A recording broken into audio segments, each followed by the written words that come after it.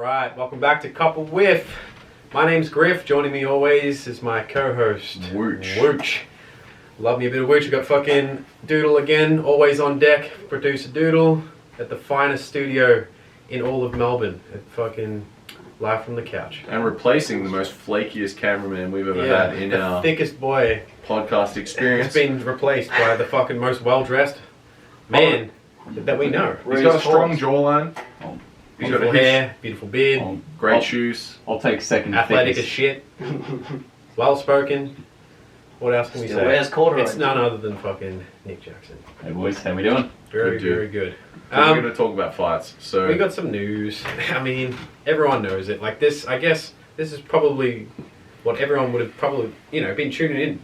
Like when we started this podcast, like the news of this fight had sort of just hit the atmosphere, and then so far everything we've done, I don't think there's been a bigger talking point, except for maybe Khabib and Gagey, but I think this is still bigger. Like any fight that has McGregor in it, the whole world stops to watch. So, UFC 257, what is that? So Sunday, what is it, 24th of Jan for us, I believe? yeah.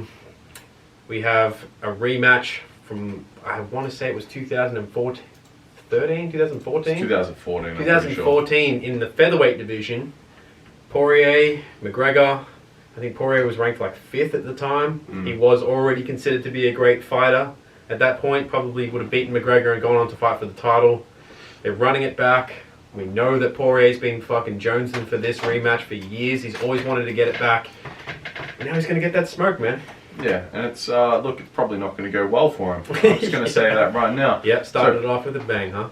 Yeah, speaking of starting off with a bang, so Conor does that every single time. Conor starts out fast. Poirier does not start out fast. Poirier's a great fighter and he can take shots, but Conor's shots, dude?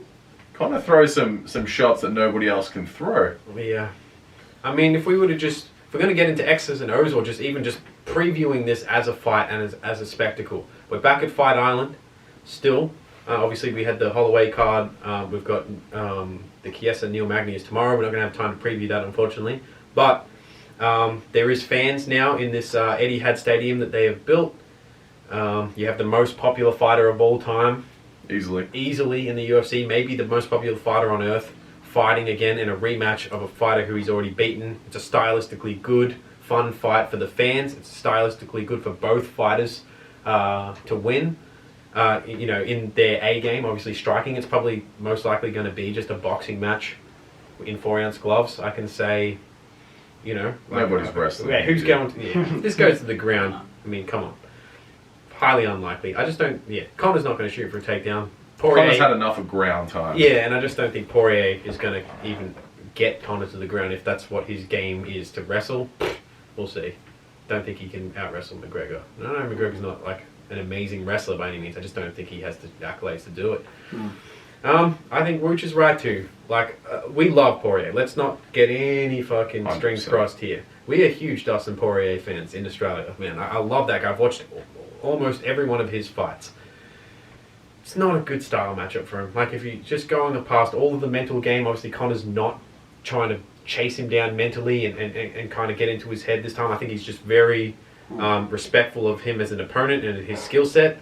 I think he will anyway. I just don't think Conor has like a really wild man style back in the day, but now he's got this calm, like, I sort of still know I'm the best kind of energy, and they have to respect me for who I am right now. I think it'll fuck with Poirier still. If you see all the interviews on Fight Island, everyone is giving McGregor huge props for this. Like, they're all like Dan Hooker, Michael Chandler, even Poirier himself. They're all kind of saying like he is as fucking good as we thought he is too. Like, he is an excellent fighter. He's a great athlete. Yeah, it's just. What can we say that hasn't already been said a million times? Like, we know that McGregor has beaten him in the past. We know that Dustin has improved significantly as well. If I were looking at it, I actually think McGregor, his skills have gotten better than Dustin's has, right, in that amount of time. I think Dustin's mental game has gotten better, right? So his skills have obviously improved. He's added stuff to his game, but he's still overall kind of the same fighter. Yeah. Whereas McGregor, as well as tightening up the screws in his game, I think he's added a lot more tools. I think he's refined his skill set to the most potent version of what is necessary to win each fight, and he always tailor makes his game plan and style specifically to overwhelm his opponent in the beginning. Like he's always so well dialed in. And you saw it in the Cerrone fight. Like, and another thing is the shoulders, dude. And I know that everyone's like, "Oh, he just added shoulders," but still, like that's a big deal to blow Cerrone out of the fucking water like that, dude. Despite losing twice in a row in a boxing and MMA fight, I think that worked out really well for him because one, he fought arguably the best boxer. So he trained his striking and his boxing like a motherfucker, and then he was done with that and he fought Khabib and he had to go to the other end of the spectrum where he had to train takedown defense and wrestling like a motherfucker. Yeah. And then he got to implement like in a lower end challenge of Cerrone. Cerrone's a great fighter, but Cerrone got bollocked. He was losing. He wasn't exactly on a winning streak when Conor fought him. No. And then still Donald fucking Cowboy Cerrone, but like we know that like the recipe for disaster was written in the fucking, you know, it was written in the stars already. Like you're talking about someone who shits the bed at best of times in Cowboy in the biggest spotlight of his life against someone who's fucking stylistic poison, a fast starter against a slow starter. You know what I mean? Which is similar to what's happening right now. A fast starter versus a slow starter, except Poirier's a lot better. But it's a similar thing. Conor's going to come in confident, and I think like Poirier's going to feel the confidence. I'm trying to remember the track record if Poirier is as slow a starter as you say. Like I think he is. Yeah. He's not as fast a starter as Conor, but like... Dude, Conor came out with a Superman punch that wasn't a Superman punch against Cerrone. Like, he came out and it's like his fist just took him like... He was carrying Mjolnir. It's like he was carrying... Mjolnir was directing him in towards Cerrone's face. It was like a Yoel fucking nearly died there. Nearly swallowed the damn mic. It was like a Yoel Romero punch. Like, when he throws a punch, it literally launches him across the ring and he can't even like... keep his feet on the damn ground. No. Yeah, you're not wrong. There's so many narratives going into this. A lot of it is not to do with Poirier, unfortunately. There's McGregor, as we said. Like it's so much because he's not been as active. We knew that in 2020 he wanted to have a season. What he called. He wanted to stay consistent, and he did not do that. But from arguably because of COVID. Yeah, as well. So many factors. Benefit of the doubt. So many factors as to why he didn't fight. I think obviously audiences not being there being one. Two, just knowing that he's not going to get that title fight with Khabib straight away. Khabib was tied up with Gaethje and Tony and other fights, obviously. Do you believe that he came into the Khabib fight with a foot that... Yep.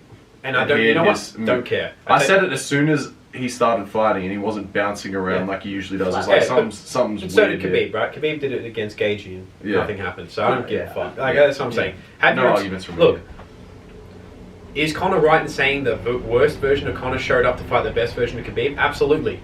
There's only one person to blame for that, though. If you wanted to show that you're a tough guy for taking the fight despite the fact you're injured and despite the fact you were fucking drinking the whole time, being very slack in preparation, that's your own damn fault, man. So you can't complain about the result of that fight when Khabib took the fucking fight seriously and he absolutely gave him a hiding. And as well, Khabib's already a bad style matchup for him. So Conor would have had to have been the best possible version of himself on that night to even stand a chance. And he didn't. And it's no fucking secret at this point. Like, we know that he got a fucking hiding that night. We know that he's absolutely delusional about the damn result of that fight too. He thinks he's fucking... It was still a really close fight. He thinks that he blames everything except for himself, it sounds like. So the difference though, and we know this, is that from what I've heard, he has spent the entire year from that Cerrone fight training, not in camp necessarily, but staying consistently training, dieting. His frame has never looked better. If we pull up pictures of that, what he looks like now is unreal. Like, look at that body, dude. He looks outstanding. For an Irish dude, when do Irish dudes look like that? He looks outstanding, dude. And so does Poirier, but still, like, we are going to talk a lot more about McGregor, but he has been super sharp in his training and preparation. He said he's had the best weight cut and the best nutrition. Shows. He's had the best nutrition. He's been fucking training a shit ton of what's the McGregor Fast program? So I think McGregor Fast. So his conditioning, I'm trusting that his conditioning is as good as he says it is. He looks well conditioned. How about this? So he's actually finally putting that $500 million to use. Yeah. he's putting it into something other than business ventures, and that is, time to train. Yeah. He's getting the best of everything, and it shows, it reflects in his body. His physique is outstanding. Preposterous, yeah.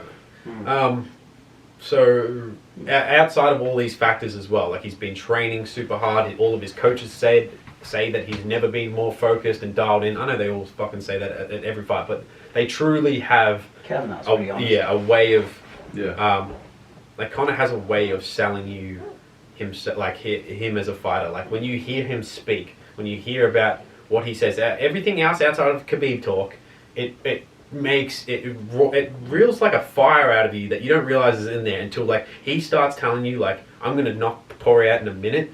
Suddenly you know what I mean, you get those goosebumps like, Jesus fucking Christ, maybe he's right, man. Maybe Mystic Mac is back, and he does that. And then on the other end you're like, well, damn, fucking Poirier has put in some time, man. He has earned his stripes in this sport, because yes, he got knocked out by McGregor, and he has suffered one other knockout to Michael Johnson. But outside of that, he's just been nothing but outstanding. Yeah, he's had some great long fights, whereas he's never had some where he's like totally just bollocked somebody and like he hasn't knocked out been very confident in his ability to do so.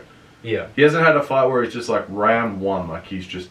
Yeah, just going out and just blowing the doors. Yeah, like he's made it very clear that he is leagues above. Whereas Conor just does that all the time. He is a combination puncher. We know it's like obviously Poirier has huge power, but he is a combination striker. He like the best way to kind of quantify what Poirier is like is if you watch him against Max Holloway, who we just saw had a fucking outstanding performance on the weekend. One of the best. What it looked like in that first round is that he threw the fucking kitchen sink, like everything that he had in his toolbox at Max, all at once. And then he worked out in that time frame, the first round, it basically took 1 or 2 rounds. He threw everything at Max, he worked out what was effective, and then he just refined and tuned down all of the weapons so that in rounds like 3, 4, and 5, he was just kind of throwing the shots that were landing and the smart, the smart weapons that aren't going to get him caught for stuff.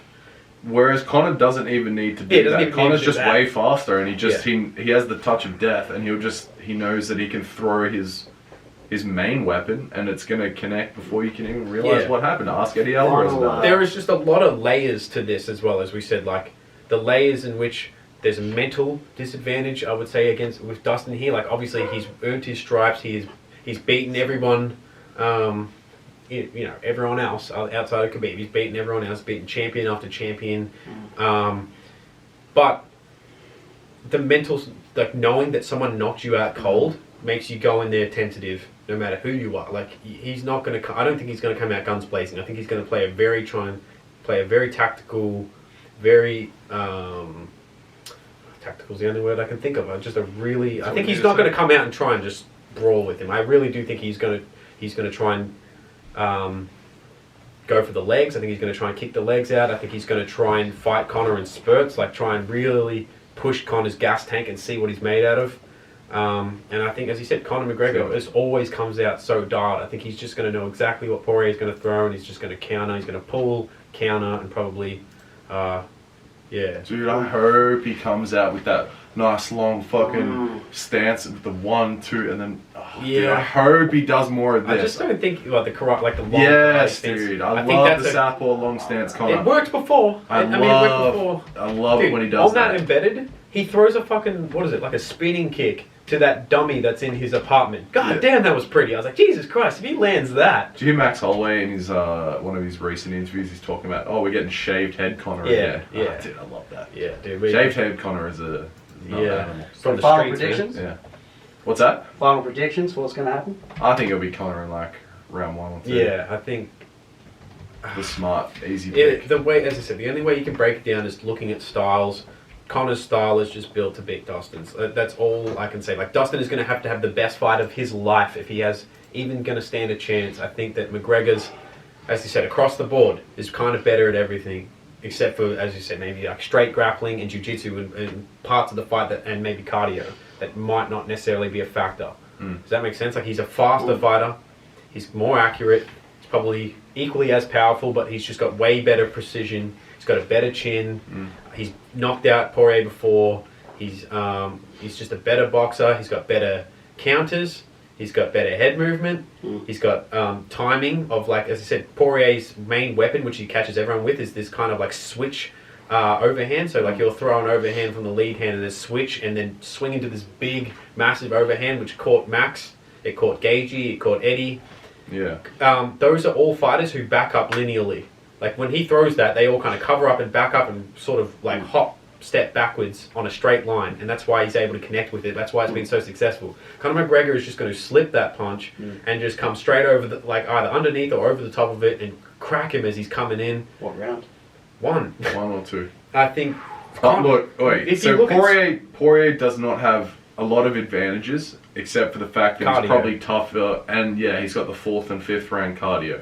So that's what he has going for him, whereas Conor has pretty much all of the other advantages. Conor has the advantage, as you said, for a fast start too. Like if you're going to try and be dialed in and make the first few exchanges on the feet, can't imagine Dustin winning too many of those. And I don't even know if his chin can withstand getting touched as perfectly accurate as McGregor can fucking put that kiss of death from that left hand just straight on the on the It's lips. technically sound.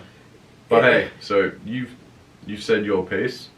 I've said my piece. I'm gonna say first round as well. We do First have, round knockout. Yeah, so I'm going to say, look, just for the sake of it, I'll say second. But I think the first. But it doesn't matter what we think, because we actually have an expert who... Yeah. Yes, we do. We have an expert who's... Yeah, if you're looking for a punt, Dude, there's if no you, better place to find a fucking little companion to help you with that.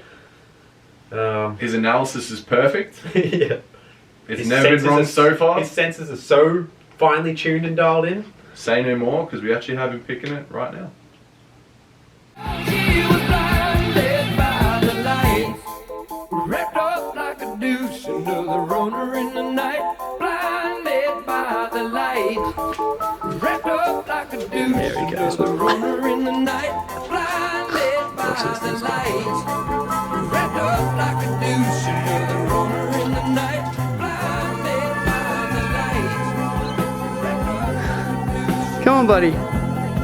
Some silicone sister with a man. On the lawn. Go do your business. You might find something. Well, here we go. Come on. She said, I'll turn you Come on, you know what it is. something There it is. strong. Play the song with the Oh, funky you know break. someone's there. Ain't no cop Mozart was checking out With it. the Come on, weather buddy. chart to see if it was safe outside. And little early birdie came by in his curly whirly. And Which that one? was Is he my going? baby to ride. What? Sammy! Hold on. Oh. Oh. Hey! There it is, folks. Looks like he's going with Conor. Another runner in the night, blinded by the light. Wrapped up like a noose, another runner in the night, blinded by the light. Wrapped up like a noose, another runner in the night. In the dark with the lumps as the adolescent pumps his way to his night. With a boulder. Will cry after? He will cry. How dare you?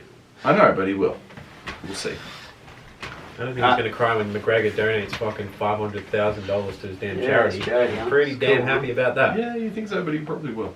I got it. Anyways. Alright. On that note, we'll Move- talk about this fucking Michael Chandler Yeah, we'll motherfucker. move on to the co-main. Perfect placement on the... I mean, could there be a better card to put this as a co-main as well, too? You know Yeah, what I mean? because like Conor doesn't really ever have anybody on his cards Yeah. other than Yeah, it's himself. very him, slim pickings himself and most I. of the time. We have the debut of a 3-time former Bellator champion in Michael Chandler. Was meant to be the fucking alternate for Khabib and Gagey. He did not get that fight, but he has stayed in shape. He should not have got that fight. But Oh, that's absolutely a not. topic This for is the another fight day. he should have got. This is where the UFC matchmakers did themselves a great They've had a few service. really good fights Yeah. matched up lately, but They have. yeah. So Michael Chandler coming in, the last Bellator fighter that came in had a weird run. That being Ben Askren came in, Yeah, won his but he was first from fight. one as well, though. Like, he technically didn't leave Bellator and come over. He was Last Bellator champion to come in anyway. That's true. I mean, So he had some good wins. Michael Chandler's coming in. We're going to really see how good he is. Who's he fighting? He's fighting Dan Hooker, our boy. Our boy. Absolutely. Kiwi Dan Hooker, out of City Kickboxing. The Awesome Hangman, fighter. Dude, the Hangman. Dude, he fought Poirier recently. Yeah, and made a great account for himself, too. Yeah. How many people have been KO'd by Poirier and can say that they fucking went 5 rounds with him and just stayed on their feet because he didn't get dropped? I feel like there's only one other guy I can think of in a 5-round fight. He Max. nearly had Poirier out. Yep. At the Yeah. the end of the He second? He had Poirier in a lot more danger than Max ever did. Yeah. Poirier had his hands on his knees after. Well, I From want to say it was the I second think he round. did Could be get the kneed third. in the face, like right. He did, before the yeah, end of the no, round. he did. Okay, so on paper, you have an explosive, athletic, wrestling-based fighter. Yeah. Kind of very, I don't want to say wild, but like he throws very like singular strikes. He explodes in with extreme speed. He's quite precise. The problem is I mean, both of these guys have this fucking problem, but Michael Chandler is kind of, I want to say, the best blueprint to for people to think about would be maybe like Chad Mendes, like a bigger Chad Mendes. Yeah. Obviously a bit bigger, stronger, more powerful, but like I think Chad probably had better combination punching, whereas like Chandler is very like launch in with one big shot. Like he'll look for his target. Go ask and- Henderson about that. Yeah, Launch or in one Benson. shot. Dude. Yeah, well, that was with the left too, which is very nice. So you're looking at wrestler versus striker. I do think Dan Hooker's going to obviously strike. He's a long, rangy kickboxer using a lot of feints, which is something that Chandler's almost. I can't think of a single fight where Chandler's fought in the past who is kind of like Dan Hooker. Like no, I don't think he's ever fought someone so like long, rangy. The feint. I don't think he's ever fought someone who feints like Dan Hooker. City Kickboxing The loves knees, their the feints. kicks. I don't know, man. Dan Hooker has a chin that's just like a fucking fire hydrant, man. Like And he you know just what? can't be put down. Yeah. You know what else Dan Hooker has too? Dude, he can sprawl like a motherfucker. He can Go sprawl. watch the Iaquinta fight. And he jumps to and the see back him too. sprawl. He has that weird thing where Yeah. he kind of like jumps and switches to the back with that like Yeah. I don't know Yeah. what that is, but like They're not Dame. he's tough, man. Dan Hooker's not the best athlete. In fact, he's actually not a very good athlete. But what he is kind of like the Carlos Condit. He is so tough and he's so durable and he's so well schooled. It's a good comparison. For someone who is not athletically gifted the same way that Chandler is, that he could probably outlast Michael Chandler. And I guess maybe in the second and third round, I think Chandler's going to probably exhaust himself trying to hurt and close distance and try and like explode in on Dan Hooker's long, gangly frame. He's probably going to try and go to the body. He's going to try and trip out the legs. He's going to try and push him against the cage and bully him. Do you I think think that Hooker learnt enough from that Poirier fight in the 4th and 5th where, like, he could have probably won that fight if his conditioning was Yeah. up to scratch? Because it wasn't. Like, it was alright, he stayed in it and he survived for a decision, but, dude, he was not there in the I would 4th say and 5th that I've said it, I don't know if I've said it on the podcast already, but Dan Hooker is a 3-round fighter. Yeah. He has not got 5-round cardio. He can last in the 5th round, but he's surviving 4th Surviving, and 5th. not lasting. Michael Chandler has also fought into the 5 rounds and has been successful. It's just he kind of gets a 3-round lead and then coasts most of the time. His cardio is also good, but like the pace that he likes to fight, it does not last, which is fair enough. It's like what do they call it? The fast twitch muscle fibers. He's that guy. He's a fast twitch muscle guy. Conor has all the fast twitch muscle fibers. Doesn't last in the 4th and 5th. Yeah, and lots of fighters are like that. And Dan Hooker has none of that. He has not got fast twitch muscle fibers, and his fucking cardio doesn't last. But He's just sharp. one thing that is going to be very apparent that I don't think a lot of people realize is Dan Hooker is going to be so much bigger.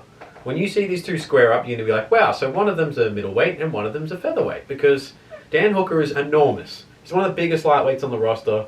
It is impossible to quantify how the fuck that frame gets to 155 pounds. His delts are literally in like some of the biggest you'll ever see on someone with like no traps. Like he's just like a head, a long neck, 0 traps, and these like figurine delts. He's got huge long arms. His biceps are like footballs, and then his triceps are like nothing. He's got such a strange fucking frame. But as I said, like for some reason, the fight that sticks out to me the most is what I'm kind of comparing to. It's not the same, but I see it going like the Gilbert Burns fight for some reason. I feel like Gilbert Burns similar kind of frame, similar kind of explosive striker. I think he's just going to try and explode in on Dan Hooker, and Dan Hooker's just going to walk through it and counter him. And every time Dan Hooker counters, it's going to do a lot more damage to Chandler than it will to Hooker for some reason. I think Hooker just has like an... from me here. But yeah, so obviously on both sides, I don't think Chandler's fought the kind of technical striker that Dan Hooker is, and I don't think Dan Hooker's ever fought someone with the wrestling that Chandler has. Like, that has to be said.